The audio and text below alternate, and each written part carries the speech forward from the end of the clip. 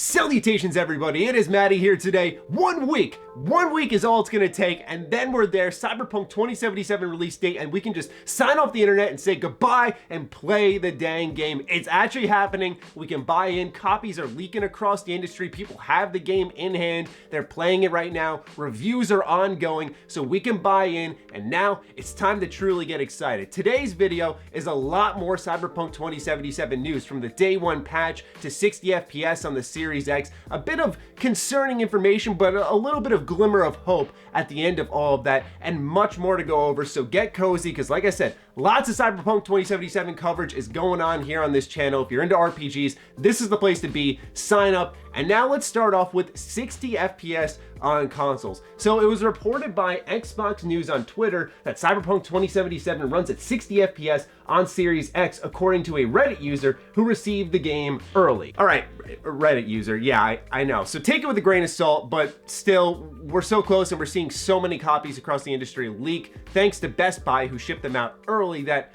I kind of believe this. So let's give this Reddit comment a bit of a read and then we'll discuss. Currently 6 hours into the game on Xbox Series X, and I just now got to the title screen. This is a big game. Population density is way higher than I was expecting. Runs at 60 FPS with some frame drops. The game is very buggy, like repeated crashes, dialogue just not being played sometimes. I've had the controller become completely unresponsive for several seconds, a dozen times or so. Some serious ghosting on objects when moving quickly, animations just not working properly, screen flickering a lot, vehicles and NPCs spawning and despawning out of thin air, and tons of repeating NPCs, like 3 identical NPCs standing directly next to each other. The game really needs a patch. This version is nowhere near close to ready. I'm just hoping that the patch is magic, because damn, severe jank, but when everything works right, dude, this game is amazing. It lives up to the hype. It really does. Part of the reason I buy into this is a very objective comment. It doesn't sound like he has a horse in the race, and it sounds like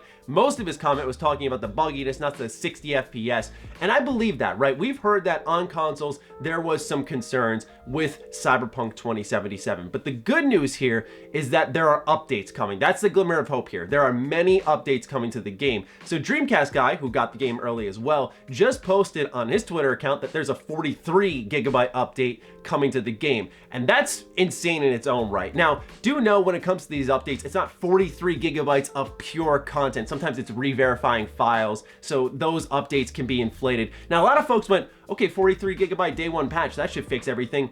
Turns out, this isn't the day one patch. A response to Dreamcast guy's post from a CD Projekt Red dev reads, "It's an update, but fun twist, not the update we'll have for launch." So I'm starting to wonder if CD Projekt Red is seeing the copies leaking, word of mouth will spread, and let's be honest, the bugs are concerning. It is going to be a buggy game because of how big it is. I need people to just accept that. This game will be buggy. I have no doubt in my mind, okay? When you're making this gigantic creation with choice and consequence and so many potential outcomes and things happening on screen, and if it's as dense as it's being said, yeah, it's going to be buggy. But the hope here is that they've released a patch early, it seems, maybe to counteract what people are saying. Like, they had this ready to go. Maybe they're gonna roll it in with the day one patch, but maybe they're getting it out now so that too much word of mouth, I guess for their point of view, slander, doesn't spread as quickly. Maybe it suppresses that, fixes some issues people are having, but it seems like day one, we're gonna have an even bigger patch. The issue here is for those of you out there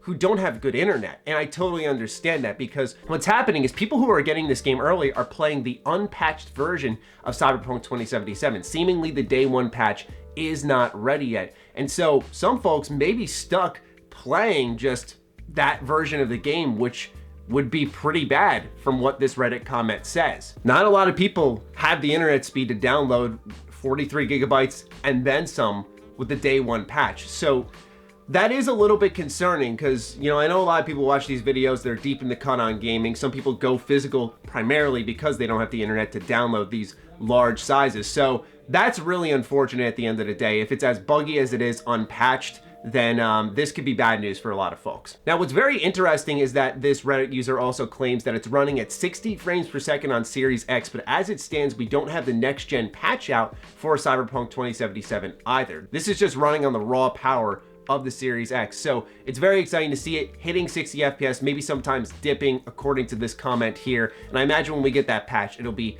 even better when it comes to optimization. Now, of course, a lot of you want to be prepared for when you can actually play Cyberpunk 2077, and CD Projekt Red was kind enough to post on their Twitter account all of the times across the globe on PC, Stadia, where have you, PlayStation, when the game will actually unlock. So this is good news for everyone. You can plan accordingly. There have been videos on the internet in the past where you can alter your time zone and your location and your system to maybe get the game a couple of hours early. I think time is a luxury, so do look into that, because that is something that I think a lot of people will find useful. If you want to get this giant game started as soon as possible, maybe look into changing your location, buying yourself a couple of hours. Also, because of these leaks, CD Projekt Red posted an entire write-up with the famous yellow background talking about videos and streams before release, saying we're getting closer and closer to launch, and chances are some of you will get your hands on a copy of Cyberpunk 2077 before release day.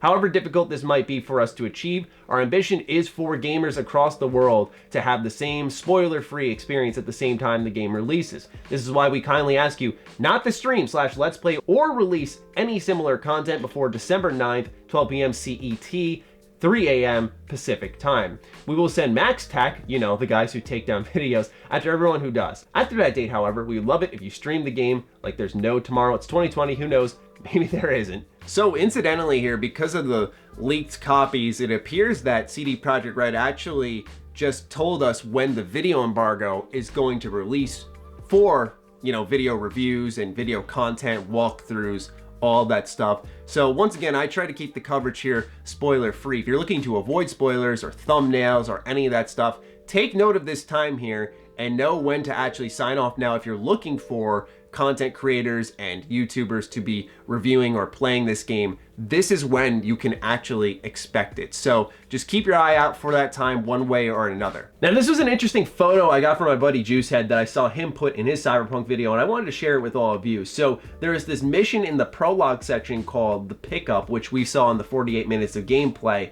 and it actually lays out a flowchart on the amount of ways that these quests can go, which the sheer amount of options is put on display, but we can see at the end here that there are 5 different ways that this can actually end, which I think is super exciting for the game's future. Now, we don't know if these are going to be 5 choices that'll actually dramatically impact in this almost spiderweb fashion the rest of the story, but even then it doesn't matter. That gives you a lot of agency over what's happening in respective arcs in the game, and to me, that's really legitimately exciting on a AAA level, because often we see them cutting corners or sacrificing it for something else. It seems like here they're really taking the choice and consequence early, at least in the early going. They also confirmed a photo mode. They posted their own photo mode trailer here. I know a lot of you out there really do dig photo mode, sharing your experience with people out there. For me, I gotta be honest, I could care less. I'm not a huge fan of photo mode. I just want to play the game. I do like to post screenshots, but I don't like to sit there and tinker forever with the photo mode itself. I just would rather go on and play quests, but I understand for a lot of people, they like to capture those